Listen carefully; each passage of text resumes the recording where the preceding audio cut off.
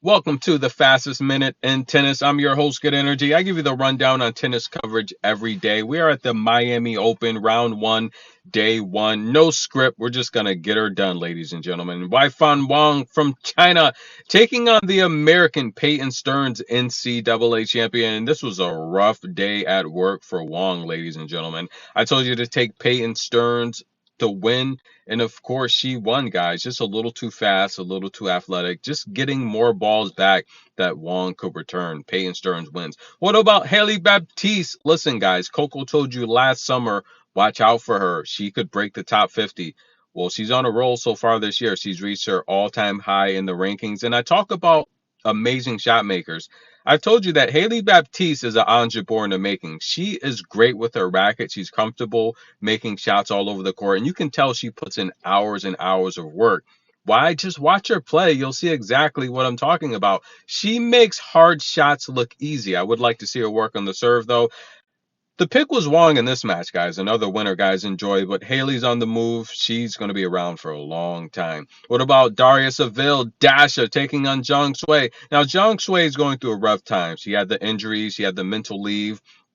But off the court, she's a huge giver, huge philanthropist. I think she's a classy woman, but taking on Dasha here.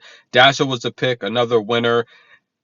Look, I feel for Zhang Shui. She's going through a lot. I can tell she's not in her best form, but look, keep playing. Look, she has the all-time record for consecutive losses on the main tour, but continue to play.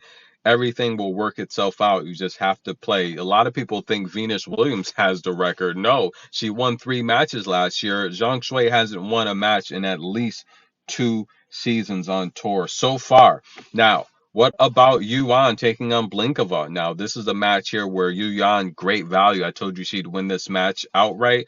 Another winner, ladies and gentlemen. Now, Anna Blinkova, I told you about that time last time out where, look, I have not seen this happen before. I can't recall it. You guys let me know if you've seen this before. Have you ever seen a player win a set with a break without having to win a point? Yeah, let me say that fast 3 times in a row. That's right, guys. Anna Blinkova literally lost a set by literally handing it over to her opponent with all double faults. That's right. Her opponent did not have to win a single point to get the break and win the set.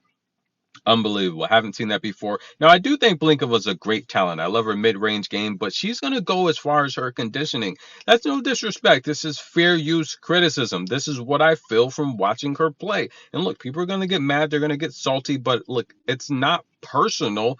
It's only what I see. I'm talking what I see on the court. Yuan playing very fast and athletic, and I think Blinkova, I don't think she's in her best form. As simple as that. Now, what do you think's going to happen when someone so fast and athletic and explosive is closing out like this on the ball? She's going to win the point, and Yuan wins the match, another money line pick.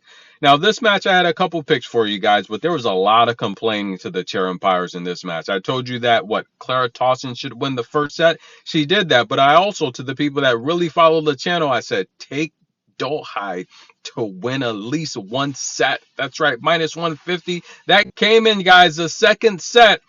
It was an ugly second set. Clara Tauson was doing a lot of complaining, hitting the balls down. Now, listen, I've realized covering female sports, especially the WTA, that some of these females, they're just divas. And they're just amazing athletes that, look, it's their world. They're going to complain. They're going to want the VIP treatment. And quite frankly, I'm not mad at them. I'm not going to complain because Clara Tauson was big in the juniors. I think she's still big time. Here she's complaining to the chair umpire, and here she's getting a massage here while Dolhide's ready to play. Clara Tauson is a diva. She's a big time. She's a big time player. She's got a big time racket, and I'm okay with it. I'm okay with Clara Tauson being a diva. I'm okay with Alicia Parks being a diva. I'm okay with Potapova being a diva. I'm okay with all of them being divas because they deserve to. They're big time, and as long as they're playing, I'm going to watch because they're such good talents. But can Clara Tauson win the next matchup? I don't know, guys. We're going to have to see about that one. What about another diva, a bona fide diva, Hall of Famer, number 5 on my top 10 female list, Venus Williams, the great, taking on Diana Snyder, who's on my teenage prospects list. Now, this is a matchup here where I said in the community, will the first set go over 8.5? Of course it will. Venus will win 3 games to start a match. She's consistently been doing that, if not winning the first set outright, because her best tennis will come in the first set. She can still play and hang with these younger players, which is why I think the matchmakers, excuse me, they're throwing Venus in the fire to see if she can hang, and she can. But the problem with Venus is she needs to play more matches. She can, and she said this herself. She knows this. She said it doesn't matter how good you are. If you're not playing matches, anyone can beat you on any given day. And we're seeing that with Venus because she's not active enough. And I just think her continuing to get these wild cards, we're that's almost over. We're reaching the end of that phase to where if she's going to be a tennis player, she's going to have to go back and get it in the mud, and she's going to have to tour with the rest of the ladies. But nonetheless, guys, we pick up here where Diana Snyder was just too fast, and Diana Snyder's left-handed. That's a little bit more of a problem attacking that back foot, that weak knee of Venus. And I just feel if it weren't for the knee injuries, Venus, look, she's 7-9 in Grand Slam final appearances. I feel that number would probably be, I don't know, 10-6 at least. She'd have a few more Grand Slams as well. But Venus Hall of Famer, is it time to hang it up? You guys tell me in the comments. I don't know. What about this here? Alexandria Krunic, another lock, a huge underdog lock. She didn't even have to win the match because she was a 4-1 favorite. Who's in IT today? Diana Snyder. Now, this was a matchup here where Krunic, that is. Krunic was a 4-1 underdog against, yeah, Laura Sigmund. And she came out and won the first set outright. I told you to take Krunic to win a set. So if you took her on the set spread, now this is actually the first win that Sigmund has over Krunic. Laura did come back and win the match, but Krunic came out. She came through qualifiers. She played good tennis. That was a lock. Now, this was funny here, the match with Venus and Diana, where Diana missed an easy ball at the net, and she got very frustrated and upset. That shows her passion. But just back to this match here, this has got to be historic for Diana. You know, one of her idols or all-time greats, to share the court with her, it's got to be memorable and just something she'll never forget. But if we take a look here, what about Brenda Fruhvirtova, another teenager on my all-time prospects to watch out for here for the upcoming season? She took on Carly. Don't cry for me, Argentina. Now, Carly, I thought could have at least won a set here, but Brenda, who owned the head-to-head, now makes it 2-love. Brenda's too good, and she looks good, guys. And Brenda's the type of talent. I do feel that they're taking it easy with Brenda because Brenda could still technically, enroll in these junior slams. And she wants a shot at the big titles, but I do feel they are doing a good job bringing her along because I think confidence is key when you're dealing with these younger teenagers. Brenda's, I would say, I think she's got to be 17 now. If she's not 17, she's 16, about to be 17, but I do think she's 17. But I think her father and her coaches are doing a good job of bringing her along. She's been taking some rough outings. Last year, we saw Wong take her out at the Indian Wells as well as Miami. But I just feel she's getting better and better. And she's got 16 lower level championships. So she's big time. She's been practicing with Coco since she's been 9 years old. So I predicted that Brenda will win the French Open by the time she's 21. So within the next 4 years, watch out for her. She's going to be solid. What about Taylor Townsend? I told you to take Taylor to win this match. She had to do it after dropping a set to Bronzetti. This was a tough match because not only was she down a set, she was down a break, and she showed mental toughness. Bronzetti coming off of that amazing match against Coco. Now, Bronzetti, I feel, has a good backhand. She plays good mid-range, but Taylor's left-handed, and she can drop bombs, and that's exactly what she did here.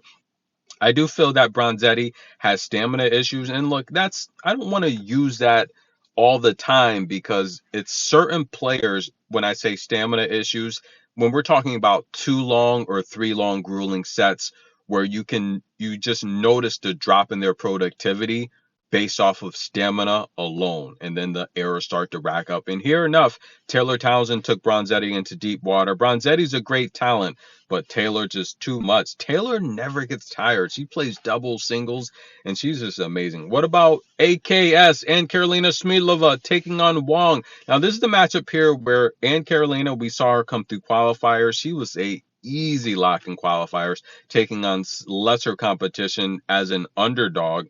But the buck stops here, ladies and gentlemen, taking on former Junior Slam champion, left-handed down the line, just too much for Smidlova, and she loses this match. What about Simona Halep? It's been a long time since we've seen her take that walk, guys. The Romanian fans showed up here today, and Paula Badosa, she's got to be going through a lot as well, because no one's talking about how she's best friends with Sabalenka, and they've done couples, double dates together. So of course she's got to be feeling the tragic news as well. How would she perform in this matchup? And look, Paula Badosa is listed as right-handed, but she's actually left-handed, but she plays right-handed.